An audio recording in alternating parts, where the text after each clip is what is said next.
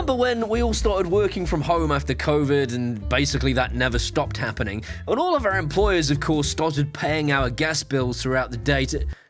No? No, me neither. That never happened. So if you're anything like me, you work in one room all day long for like 8 hours and the rest of the house is entirely empty and you're spending a lot of money heating your entire house for no real reason. And that got me thinking. So Dreo approached me about sponsoring a video and sending me some stuff and I said, well, I do like your air fryers. And they said, you live in the UK, you're probably cold. I mean, I am cold, but that's not the point.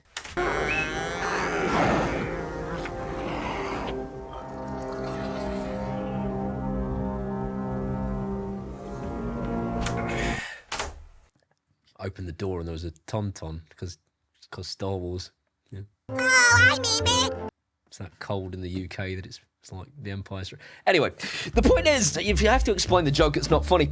The Dreo heater has been sent to me specifically because it is a whole room heater. And if you're like me, you are sat in one room all day long whilst you heat the entirety of your house for the benefit of your employer. When they said, we want to send you this whole room heater, I thought, science. I can do science. There's quite a lot of maths to... What? We're doing this now. There's quite a lot of maths to figure out whether or not this thing could actually save me money by heating one individual room and leaving the heating off to the rest of the house. And that's where this comes in. This is an energy monitoring plug socket, and all I'm going to do is I'm going to plug this heater into this plug socket to find out how much energy it consumes over an 8-hour period, my normal working day, and then compare that to how much it would cost me to heat the whole house using my central heating. And because I'm a YouTuber, I'm going to post the results at the end of the video so that you'll have to watch your... Hey! Just don't skip. Let's do it. I'm going to post it about 2 or 3 minutes time now out of spite, just so you don't know where to go. How do you like those apples? Is that the phrase? How do you like those apples? Anyway.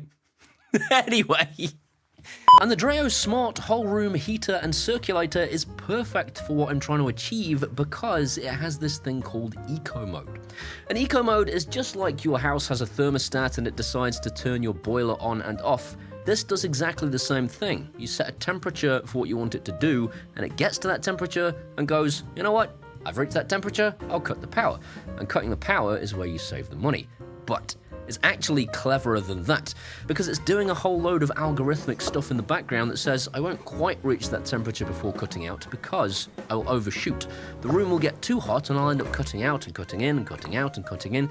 So it's actually doing stuff in the background to make conscious decisions about where to stop the heat before it reaches its set temperature and where to start again when it starts to dip. So this isn't an exact science. Hang on a minute. This isn't an exact science. It's not winter, for example, which means that it doesn't actually get that cold in here. It does get pretty cold if you don't keep the heating on, but not that cold, and I want it to. It is 11 degrees outside, and I just figured, you know what? I'll just open the door for the duration of the test.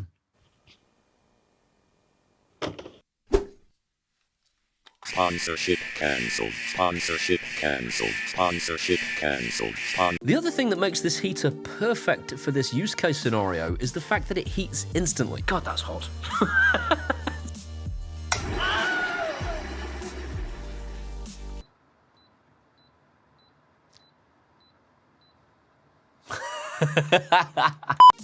So it's not actually that vicious. I wanted to point this out, right? That, I can touch it. So if you've got kids, you can touch the thing. I thought it was funny to make me catch fire, and I immediately thought, Dreo are going to hate that. Sponsorship cancelled.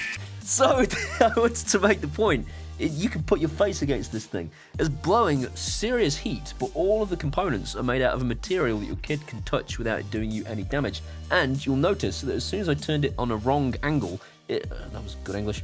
As soon as I turned it to a strange angle, it cut out, because that's another safety feature. If it falls over, it just stops working. But anyway, the point was, it doesn't slowly get hot, it immediately gets hot. It's not a little element inside like my aircon unit is that takes ages to heat up and then gives you hot air. It gives you immediate hot air the second you press the power button.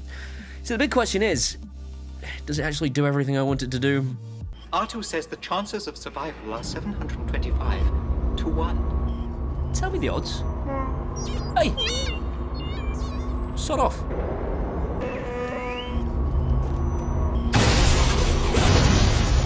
If I'm making you laugh at any point, or you're thinking, you know, oh, well, this guy's got some interesting things to tell me, maybe I'll watch him again, why not hit the subscribe button? It does me a huge favor, and you get to see more of me. Anyway, let's get into the whole diary of this thing and figure out how much money it saved me. It's currently 21.5 degrees ambient temperature in here. You can see it. 21.5 degrees ambient temperature according to my Aqara temperature sensor over there in the middle of the room. So we're going to turn the energy monitoring plug on and then get this thing running on eco mode to try and keep it at 21 degrees C. Anytime it drops below, it should pick up the heat, and anytime it gets too hot, it should turn itself off. And we'll find out at the end of the day how much money it actually costs for 8 hours of use. Let's do it. So it's been an hour, and let me just remind you, the door is wide open behind me, and it's 11 degrees outside. It's fought valiantly, but after an hour, it is still losing temperature, and that is no surprise at all, because as I said, the door is wide open. So it's lost 2.5 degrees in total. Oh, that's hot. It's lost 2.5 degrees in total. It stayed at 20 degrees for a remarkable length of time, but it is still dropping, so I am going to close the door over at least. I think I'm going to leave it open a little bit, just, to give this thing a kick in the pants. So we're just coming up for 20 past 10, and as usual, this has all gone horribly wrong. So it's going to be pretty hard to get a baseline on what's happening because the Aqara temperature sensor decided it was going to stop monitoring. I think I pressed the button on it or something. Probably my fault. Probably my fault. So we've started out, we're now 2 hours, 20 minutes in. We started out with the door completely open for the first hour. So that thing was running its tits off.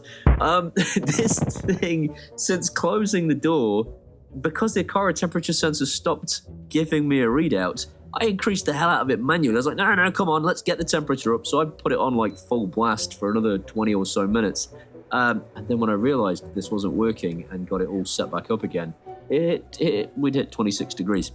So between having the door fully open and hitting 26 degrees like an hour later because I didn't realize that had stopped working, I have really run this thing hard. And here we go, here's the interesting part. If we then go back to our Tapo plug socket that's doing the energy monitoring, it's only cost us 50p so far. Only 50p to have run that thing's tits off for most of the 2 hours and 20 minutes it's been in here. Might as well take my shirt off and start my OnlyFans.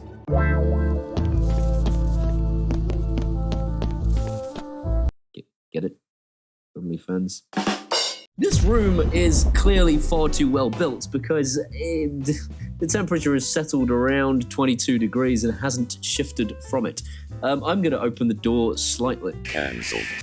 Wait, I'm going to open the door a little bit. Just because I think the insulation in this room is too good and probably better than the average person's room. Yeah, I want this thing to struggle. The time is 4:15 on Wednesday. Do I sound like the BBC newscaster? Good. So, 22 degrees currently in this room according to the Aqara temperature sensor. I have had this door open for the last half an hour-ish. And I have had that thing on full blast, closer to me, and in fact closer to the temperature sensor, in full honesty. But if we look on the graph, you can see the temperature over the last half hour, 45 minutes, it dropped 1 degree still. It's cold outside. It is still cold with that door open. But yeah, with the heater by me, I didn't notice. I was able to just carry on working. So we have now done a full 8-hour shift. And you can see the energy used for the day was 4.235 kilowatt hours with £1.04, a quid. So it's basically cost a quid to heat this room for my entire 8-hour shift. That's interesting, isn't it? That's exciting. A lot of the day I've been killing this thing by having the door open. I put the aircon for a big chunk of time. I just had it off for... That's what she said. That's what she said. I just had it off for a lot of the period because it was too warm in here already. There were several points actually throughout the day where I thought that's too warm because I've been blasting the thing on high instead of using the eco mode. I was blasting on high because I was trying to make the test accurate. So I was trying to say, you know, if it was a colder day, I would have to push this thing harder. So for portions of the day, I thought, you know what, let's have it as 23 degrees in here, not 21 degrees in here. So if we look at the temperatures for the last 24 hours, you can see when I came in to the office about 7 a.m. I opened the door and it got kind of cold in here. It dropped to about 19 and I was like, okay, we need to close the door over a little bit. I didn't close the door all the way for most of the day. Again, I had the aircon on for a lot of the day, and you can see the temperature went up and down quite a bit because I kept going, you know, let's push this thing a bit harder. So you can see at one point it reached nearly 26 degrees because I really pushed it very hard. Yeah, like I say, I just wanted to try and make the test accurate by really giving the thing a blast as if it was a colder day than it actually was. And again, on what, a quid, £1.06? I think you're looking at less than £1, in all honesty, if you're on Octopus Energy, a good tariff, a reasonable tariff, and you are, you know, pushing the thing on a reasonably cold day. I think you've just saved yourself a lot of money. Let's talk to Paul from the future to find out. Shut up. I hate this guy. So, the average UK home uses somewhere between 6 and 7 quid a day to heat it using its central heating for a 4-bedroom house with a couple of bathrooms. This was 1 quid for the entire day. I appreciate in the winter, probably a little bit more than that. Hang on a minute, you need to stop.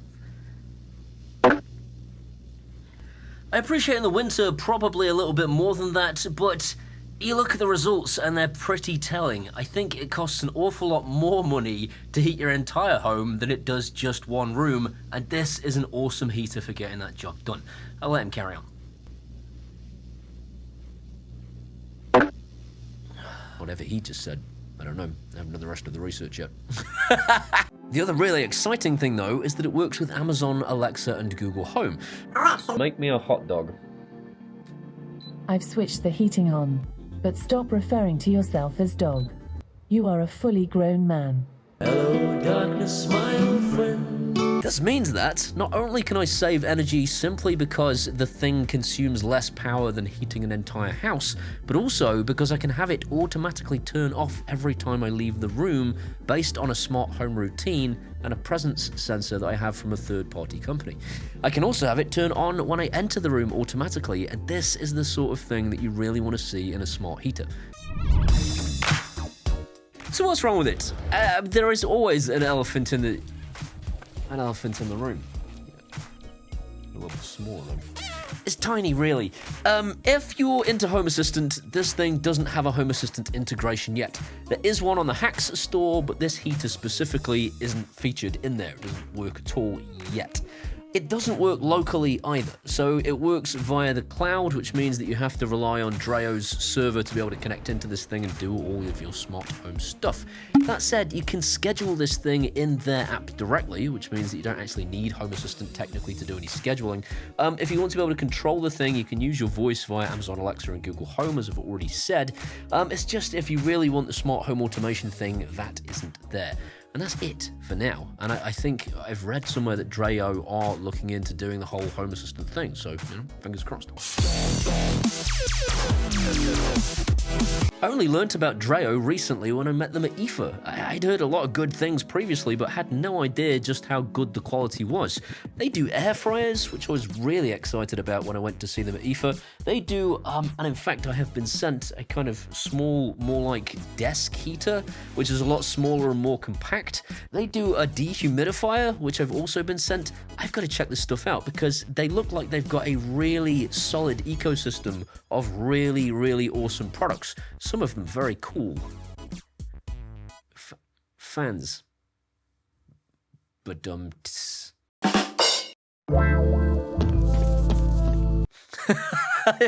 I've been day drinking. I've been to lunch with my wife. I have no idea what I'm talking about. And on that note, I want to speak directly from the heart, like you do when you've had a drink.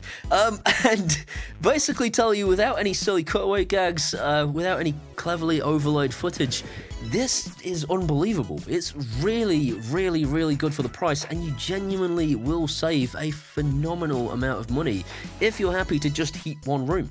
I know that's not for everybody. I know a lot of people are going, oh, I'm not going to do that because I'm just have to heat my room up later or whatever, you can obviously set your, if you're a smart home enthusiast, as most of you are, you'll set your heating to come on, I don't know, half an hour before you finish your shift, and when you walk back into the rest of the house, it'll be nice and warm. If you're willing to have just the heat in one room for that 8-hour period, the savings are something like £2,000 a year. I'm not joking. I went and looked on ChatGPT, I had a big back and forth, and I was very skeptical, and I genuinely tried to inject as much skepticism as I could, and ChatGPT said, no, you are going to save about £2,000 a year if you just heat the one room, and this heater can do it.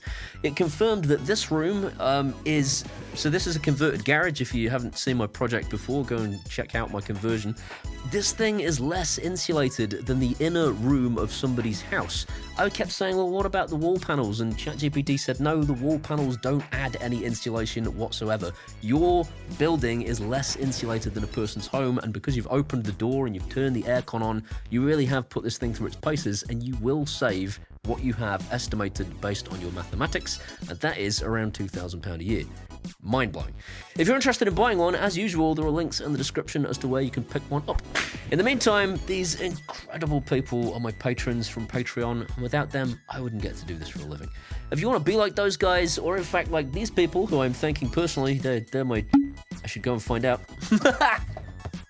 Holy crap, I've had to take a photo of the screen because I can't remember this many names. I am so grateful. Brian Levin, Eric Clark, Alex Redpath, and Bill. Guys, thank you so much. That's absolutely amazing. If you want to be like those guys, you can come and do that at either Patreon or buy me a one-off beer at PayPal. And either way, I will genuinely love you forever. These are my Facebooks, my X, my Threads, my Instagrams, and my TikToks. Coming out there, it can be best friends. See you next time.